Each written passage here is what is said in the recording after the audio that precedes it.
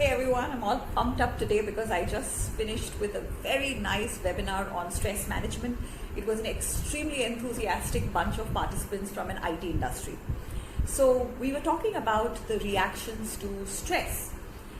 Now the most primitive animal-like reflexive response to stress is what we call as fight, flight, freeze. So supposing if you are walking on a dark, lonely street and you are accosted by a robber, either you freeze and you don't know what to do, or it is you flee for your safety, or you decide to fight the robber, and so you pick up a stone and you hit him, or you try to hit him with your purse. But that is at a very instinctive caveman kind of a response, caveman response. But when you're in the corporate world, you are also faced by threats and hostility and danger.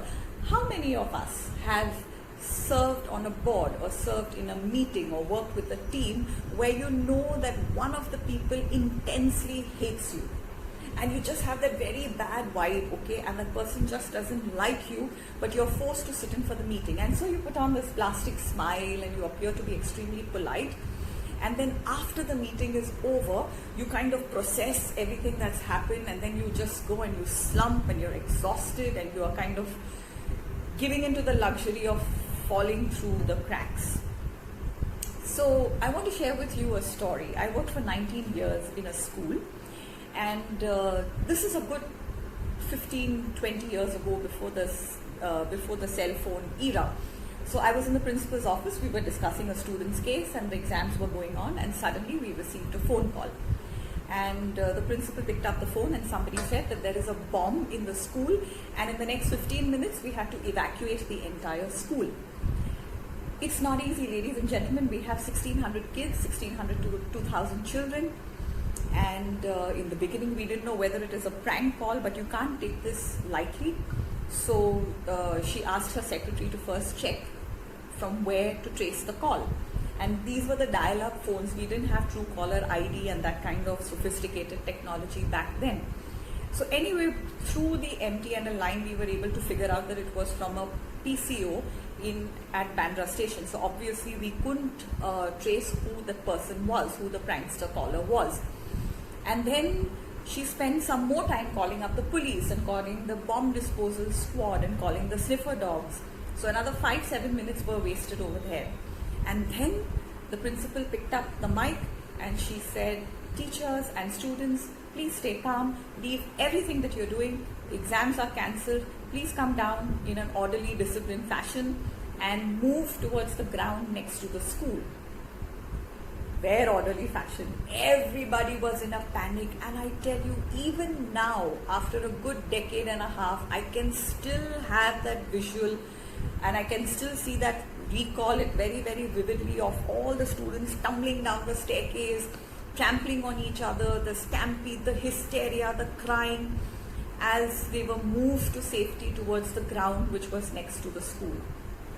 And then we had the senior girls and the captains and the house captains and the head girls trying to calm everybody down, and the teachers, asking everybody, have you seen my daughter? Have you seen my daughter? Some students saying, Miss, have you seen my sister?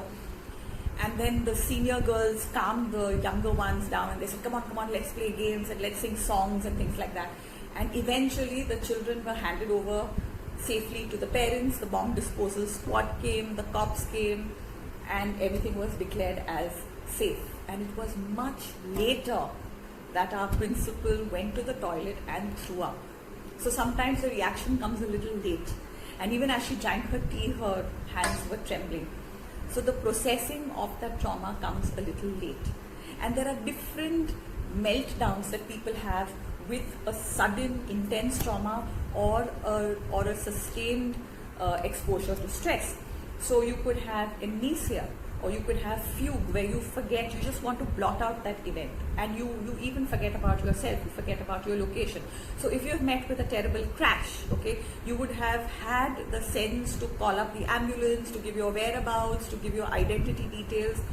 But once you land in the hospital, you just surrender to the luxury of forgetfulness, and that entire incident is just blotted out of your mind. That is your defense mechanism. So it could be amnesia. Fugue is something which lasts for a longer time. It could last for days, it could last for weeks, it could last for months. And even more chronic than that is dissociative identity disorder, where either it could be a complete depersonalization, where the pain is so intense that you just become numb, like a state of anesthesia. So you would not respond to the people you love, you would not laugh, you would not cry, somebody would probably feed you, and the food would stay in your mouth and they would have to say, come on, chew, swallow.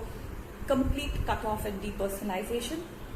And even worse than that is what we call as where the mind gets fractured. It's not only in schizophrenia that the mind gets fractured, but in DID, that is dissociative identity disorder, the brain goes into multiple personalities. So how do you deal with it? You take medication. That is hugely helpful. You take psychiatric medication and you do counseling, you do psychotherapy, and with that you are able to get back to your normal life and you're good to go.